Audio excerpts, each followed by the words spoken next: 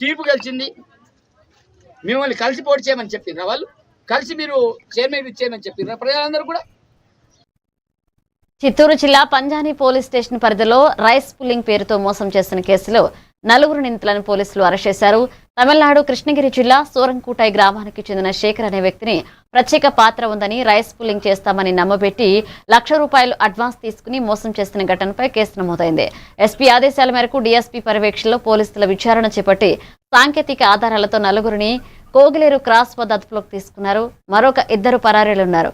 ప్రజలు ఇలాంటి మోసపూరిత ఆఫర్లు, పాత నాణ్యాలు, మ్యాజిక్ టిక్స్ నమ్మవద్దంటూ పోలీసులు హెచ్చరించారు.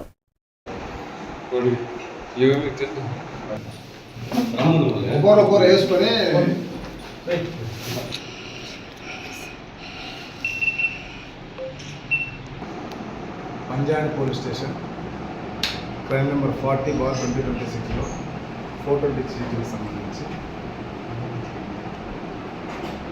శేఖర్ అనే వ్యక్తి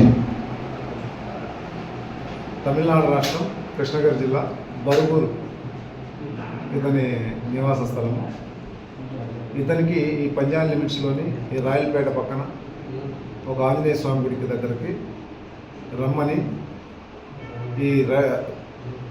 ఈ పేరు పరోక్షం చెప్పాలంటే రైస్ పుల్లింగ్ అంటారు. ఒక చిన్న చెంబు ఉంది. ఆ చెంబులో మీరు వచ్చినట్లయితే దాంట్లో కొన్ని మహిమలు చూపిస్తాము. మీరు ఆ చెంబు మీకు దక్కితే మీరు శంకర్. వీళ్ళు ఏమంటే ఆయనకు రైస్ పుల్లింగ్ అని చెప్పేసి అంటారు. ఈ చిన్న చెంబు చూపించేసి ఇది చాలా విలువైనది, మీరు దీన్ని కొనుక్కున్నట్లయితే మీ అదృష్టం వరిస్తుంది, మహిమలు వస్తాయి, డబ్బు సంపాదించవచ్చు, మరో విధంగా పేరు ప్రఖ్యాతులు పొందొచ్చు అని చెప్పేసి ఒక చిన్న బౌల్ చూపించేసి మోసం